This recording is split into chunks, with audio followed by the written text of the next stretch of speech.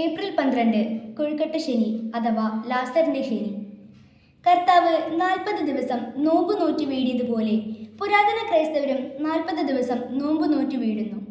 എന്നാൽ പിന്നീടുള്ള 10 ദിവസം കർത്താവിന്റെ കഷ്ടാനുഭവത്തെയും ഓർത്ത് നോമ്പ് അനുഷ്ഠിക്കുന്നത് കൊണ്ട് അതുവരെ അനുഷ്ഠിച്ചു വന്ന നോമ്പിന്റെ തീക്ഷ്ണത ഒട്ടും കുറയാതെ തന്നെ നോമ്പ് വീടുന്നതിനെയാണ് കൊഴുക്കട്ട ഉണ്ടാക്കുന്നത്.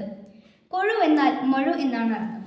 കൊഴു ഭൂമിയെ പിളർന്ന് ചിതറിക്കുന്നത് പോലെ പാതാളവാതിൽക്കൽ അവരുടെ അസ്ഥികൾ ചിതറിക്കപ്പെട്ടു എന്ന 140-ാം സങ്കീർത്തനത്തിലെ വാചകം ഇവിടെ അനുസ്മരിക്കപ്പെടുന്നു. നോമ്പിനെ മുറിക്കാൻ ഉപയോഗിക്കുന്നത് എന്നർത്ഥത്തിലാണ് കൊഴുക്കൊട്ട എന്ന ഈ പലഹാരത്തിന് പേര് വന്നത്. കൊഴുക്കൊട്ട തയ്യാറാക്കുന്നതിൻ്റെ പശ്ചാത്തല കഥകൾ ഇപ്രകാരമാണ്. 1. ബഥാനിയയിൽ നിന്ന് ജെറുസലേമിലേക്കുള്ള യാത്രക്കിടയിൽ ക്രിസ്തു ലാസറിന്റെ ഭവനത്തിൽ പ്രവേശിച്ചെന്നും ലാസറിന്റെ സഹോദരിമാരായ മർത്തയും മറിയവും തിടുക്കത്തിൽ മാവ് കുഴച്ചുണ്ടാക്കി യേശുവിന് നൽകിയ ഭക്ഷണമായിരുന്നു കൊഴുക്കൊട്ട എന്നും കരുതപ്പെടുന്നു. 2. പീഡാനുഭവ ചരിത്രത്തിൽ ക്രിസ്തുവിനെ കല്ലെറിയുന്ന സംഭവത്തെ അനുസ്മരിപ്പിക്കുന്നതാണ് കൊഴുക്കൊട്ട എന്നും പ്രചാരമുണ്ട്. 3.